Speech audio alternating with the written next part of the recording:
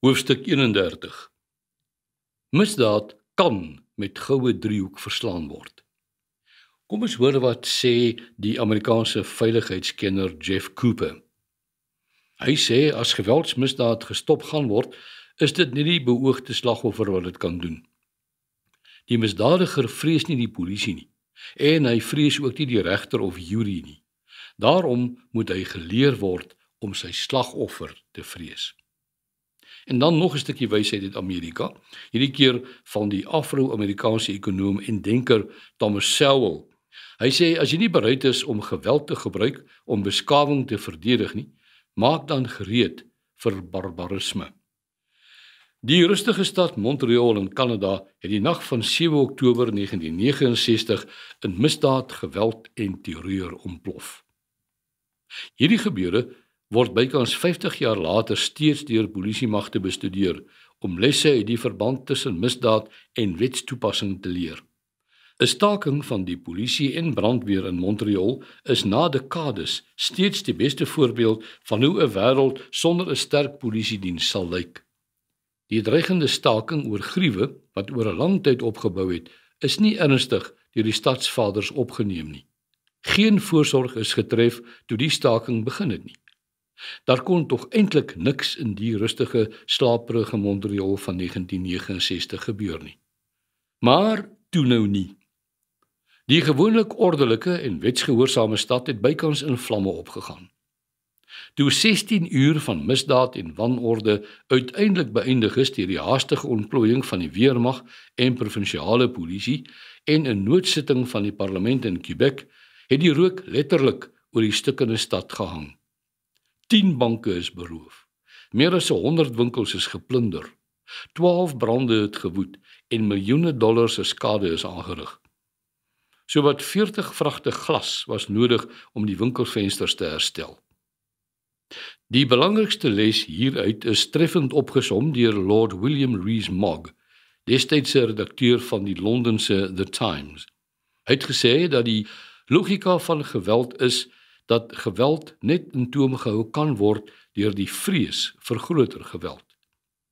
Daardeur het hy bedoel dat misdadigers net afgeskrik word as hulle weet dat die polisie meer geweld teen hulle sal gebruik as wat hulle self teen hulle slagoffers gebruik. Geweldmisdaad kan dus net deur geloofwaardige afskrikking voorkom word. Daardeur word nie bedoel dat daar nie ook ander oorsake vir misdaad bestaan wat ander oplossings verg nie. Die punt is bloot dat niemand veilig sal wees as die wil en vermoë om burgers veilig te hou nie bestaan nie. Burgerlike betrokkenheid. Maar wat beteken dit vir Suid-Afrika? Die jarelange wanbestuur van die Suid-Afrikaanse Polisiediens, die SAPD, deur die regering het veroorsaak dat die SAPD nie meer as 'n behoorlike afskrikmiddel vir misdadigers dien nie. Dit is die grootste rede vir die geweld en misdaadplaag wat die Suid-Afrikaanse samelewing so tuister. Wetsgehoorsame burgers leef agter slot en grendel, terwyl misdadigers vry rondloop en roof, steel en plunder. Die SAPD kan nie alleen hieroor verwyd word nie. Na 1994 het daar 'n soort vrywillige en eensydige ontwapening plaasgevind. Mense het in massas hulle vuurwapens gaan inhandig en nie meer hulle kinders geleer om wapens veilig te hanteer nie. Dit was asof hulle gedink het dat wettige weerbaarheid in die nuwe bedeling in die mode geraak het of nie meer nodig sou wees nie. Daarom het die verswakking van die SAPD en die eensydige ontwapening van die burgery tot 'n onverklaarbare misdaadoorlog deur geweldsmisdadigers gelei. Hierdie kriminele het soos roofdiere op die ongewapende en weerlose burgery toegesak. Elke dorp, stad, straat en plaas het 'n soort Montreal 1969 geword. Burgerlike betrokkenheid en veiligheid is niks nuut nie, omdat Afrikaners nog altyd hulle self beskerm het. Die Afrikaner het ook nie net na sy eie veiligheid gekyk nie, maar reeds van die voortrekkertyd af vennootskappe met ander groepe in die land aangegaan. Lees maar oor die voortrekkers se alliansies, Paul Creus se diplomatieke betrekkinge en die eertydse Suid-Afrikaanse weermag, die SAW, se vennootskappe met organisasies soos die Angolese Nasionale Onafhanklikheidsbeweging, oftewel UNITA. Die voortgaande verswakking van die staat se vermoë om sy burgers veilig te hou, maak dit noodsaaklik dat die gemeenskap nou weer saam staan om hulle self te beskerm en vennootskappe sluit met ander wetsgehoorsame groepe. Wêreldwye verskynsel. 'n Gemeenskap wat saam staan om hulle eie veiligheid te verseker, is ook nie net 'n Suid-Afrikaanse verskynsel nie. Die Israeliese militêre historikus en strateeg Martin van Creveld sien geweldsmisdaad as 'n wêreldwye probleem en stel dit soos volg. Van Creveld sê: "Na mate misdaad toeneem en die vermoë van regerings en regstelsels afneem om hulle burgers te beskerm, bestaan die gevaar dat stedelike misdaad in 'n lae vlak oorlog of dan nou konflik kan ontwikkel volgens rasse, godsdienstige, maatskaplike en politieke grense. Staatsveiligheidsdienste sal waarskynlik gaandeweg vervang word met floreerende privaat veiligheidsdienste en selfs stedelike gemeenskappe wat beter in staat en toegerus sal wees om die inwoners te beskerm." Misdaad en terreur. Van Creveld waarsku ook dat die bestaande grense tussen misdaad en terreur of dan oorlog kan vervaag en selfs mag verdwyn. Iets wat reeds in lande soos Libanon, Peru, Sri Lanka en Kolombie gebeur het. Volgens hom kan geweld net ontmoedig word deur die sekerheid dat dit met oorweldigende mag afgeweer sal word. Let wel dat die klem lê op afskrikking deur mag en nie deur die ongebreidelde gebruik van mag nie. Want as jy die mag het, hoef jy dit nie te gebruik nie. Niemand is lus om 'n gewapende gemeenskap wat homself wil en kan verdedig aan te val nie. Die Amerikaanse skrywer Robert Kaplan waarsku in sy boek The Coming Anarchy, wat in 1994 verskyn het, oor die wêreldwye toename in geweldsmisdaad. Hy sê, na mate staatsmag kwyn en daarmee saam die staat se vermoë afneem om kwesbare groepe te beskerm, bevolkings- en kultuurgroepe dwars oor die wêreld al meer op hulle self aangewese gaan wees. Persoonlike veiligheid gaan vir mense baie belangriker as politieke vraagstukke word. Burgerlike betrokkenheid by gemeenskapsveiligheid kom algemeen voor in Amerika, die VSA, in Indië, in Brittanje en Nieu-Seeland. In talle arm lande sonder sterk polisiemagte handhaaf tradisionele owerhede doeltreffende wet en orde en veiligheid. Dit is nou maar so. In die woorde van die Britse veiligheidskenner en skrywer John Keegan, dat die gety van konflik van die armes na die rykes vloei.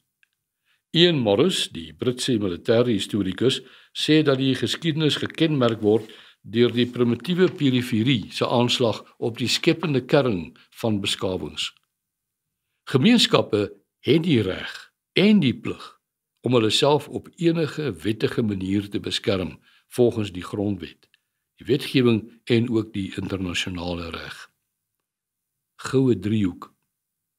Die goue driehoek van 'n veilige samelewing is oral ter wêreld 'n sterk polisiemag, doeltreffende privaatsekuriteit en 'n goed georganiseerde burgery.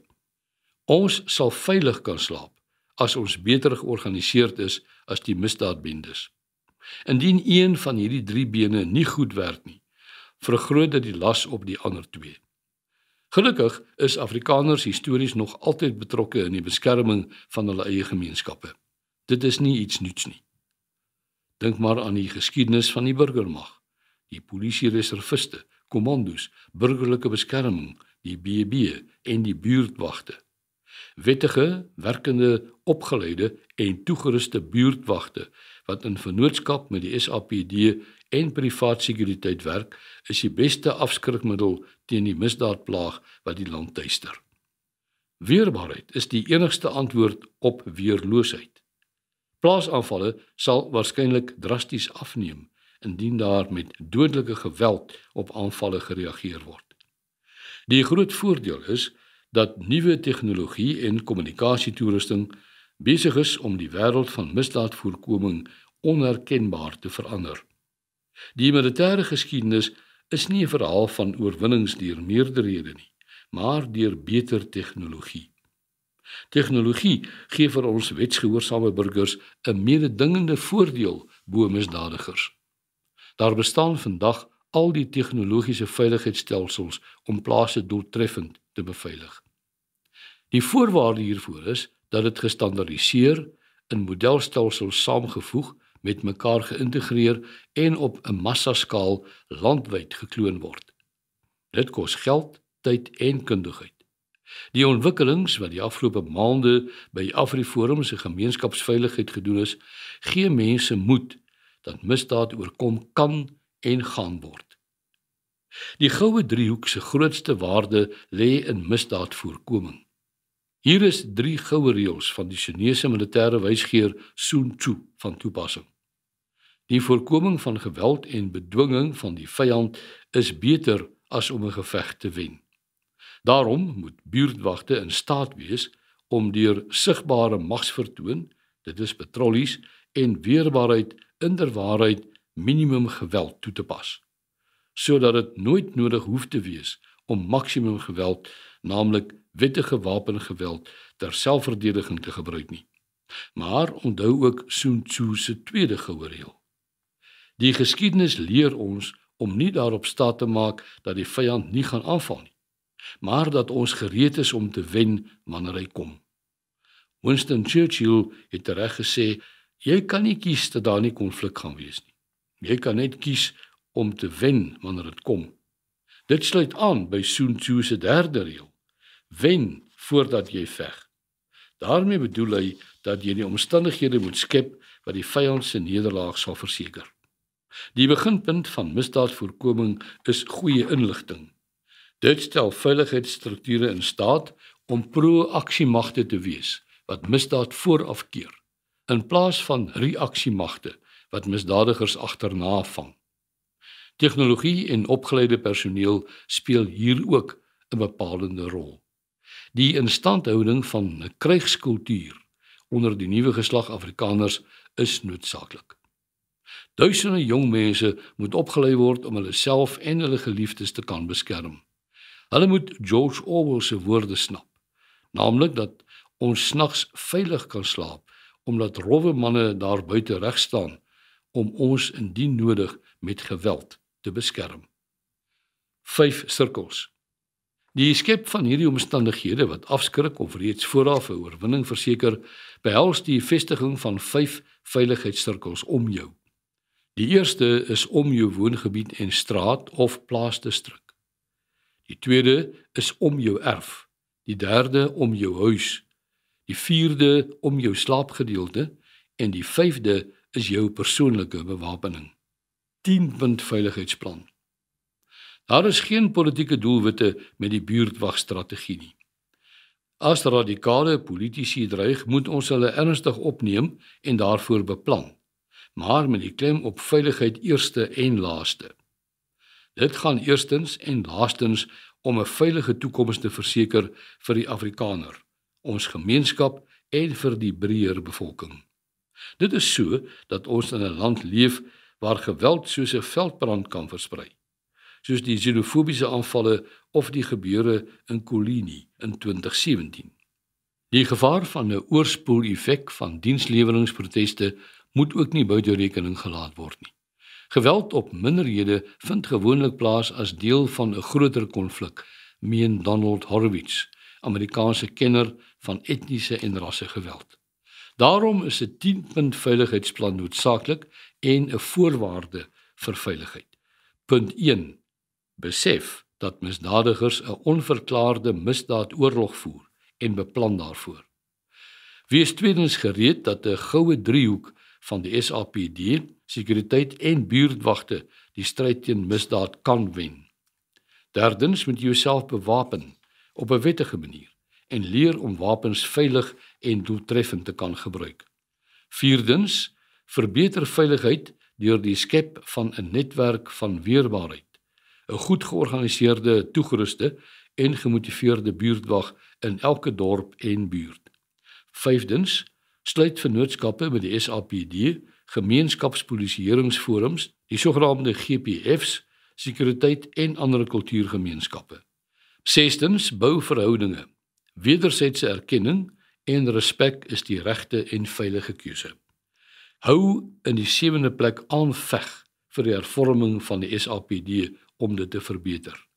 Bevorder in die 8ste plek ekonomiese beleid wat werk skep en misdaad die hoof bied. In die 9de plek moet jy bewus wees van die verband tussen demografie en misdaad. Konsentrasie bevorder veiligheid. En dan in die 10de plek. Ons kan nie keer dat die see rof raak nie, maar ons kan eilande van veiligheid skep.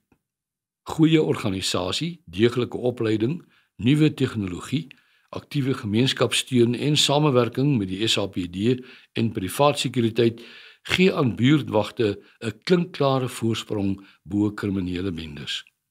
Ons gaan op die voorpunt van die stryd teen die misdaadplaag veg, tot ons saam die stryd gewen het. Gemeenskapskrag is sterker as misdaadmag. Kom ons vat mekaar se hande, vorm 'n sterk landwyse veiligheidsnetwerk en maak ons strate en ons gesinne veilig. Misdaad moet verslaan word.